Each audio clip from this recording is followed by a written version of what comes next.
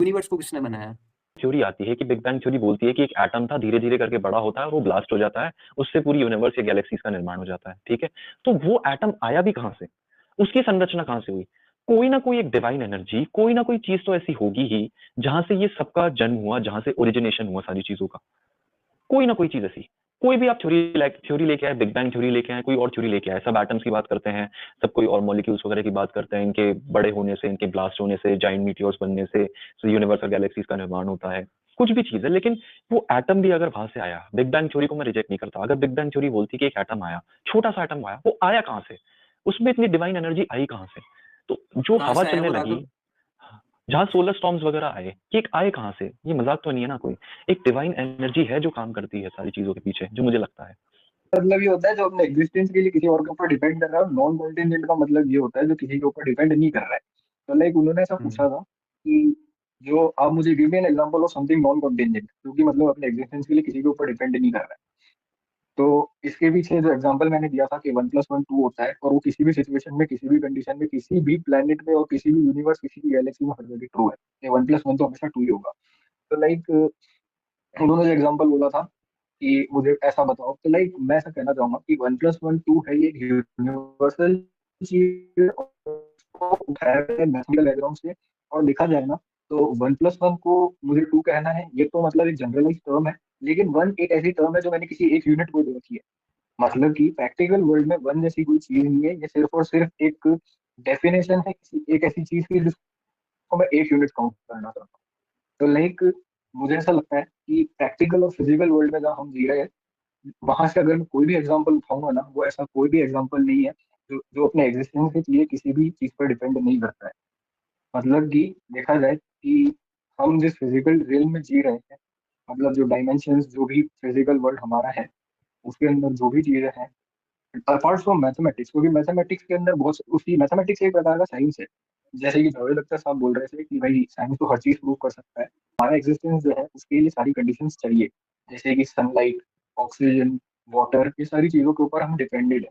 मतलब कि हमारा एग्जिस्टेंस इन सब चीजों के बाहर नहीं हो सकता, फर्स्ट पॉइंट। पर लेकिन 1+1 जो है वो हमेशा ट्रू है। तो लाइक एक मैथमेटिकल बैकग्राउंड की चीज है, और हमारा एग्जिस्टेंस एक फिजिकल वर्ल्ड की चीज है। फिजिकल वर्ल्ड की चीजें सिर्फ और सिर्फ लिमिटेड है फिजिकल वर्ल्ड की एट्रीब्यूट्स की तरफ, जो जिन लोगों ने लाइफ की तरफ एट्रीब्यूट करा था उसके ऊपर डिपेंड करती है। और फिजिकल वर्ल्ड के बाहर हमारा एग्जिस्टेंस नहीं हो सकता। लाइक अगर आप ज्यादा से ज्यादा हमारे जीने के लिए जो चीजें चाहिए वो है हमारा एटमोसफियर, उसके पार जाके हम लोग एग्जिस्ट नहीं कर पाएंगे।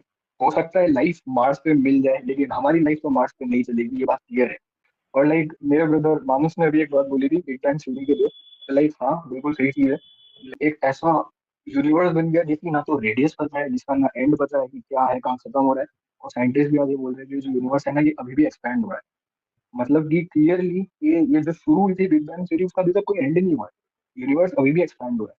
तो फिर ये जो पॉइंट था मानस का कि भाई कैसे हुआ, ये बिल्कुल क्लियर है और क्वेश्चनेबल है।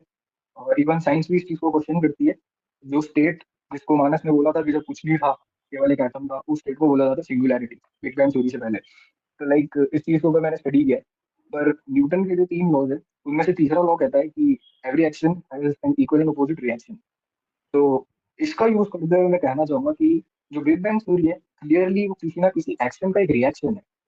लाइक इतना बड़ा एक्सप्लोजन हो गया, जैसे कि अगर मैं कोई, मतलब मान लो एक लेक है जो कि बिल्कुल स्टिल है, उसमें कोई मूवमेंट नहीं है, अगर मैं उस पर पत्थर मारूंगा ना, तो उसके अंदर वेव्स आएंगी।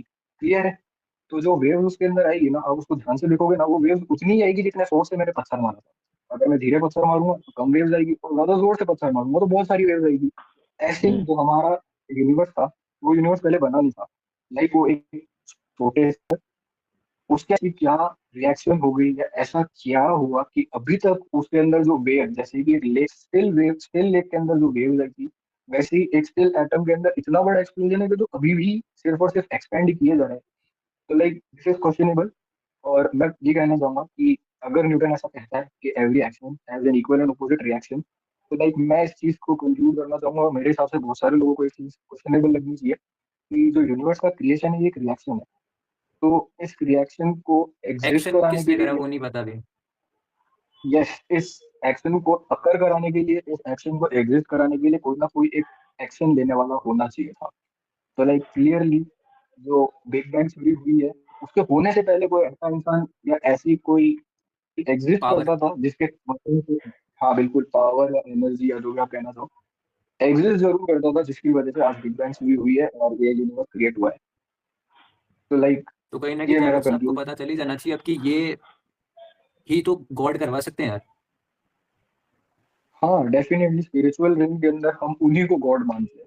लाइक बोला जाता है कि यूनिवर्स के क्रिएशन के पीछे किसी का हाथ है, तो मेरे अकॉर्डिंग जिसका हाथ है वही गॉड है, क्योंकि जो बिग बैंग थ्योरी हुई थी उसके पीछे डेफिनेटली किसी का हाथ है।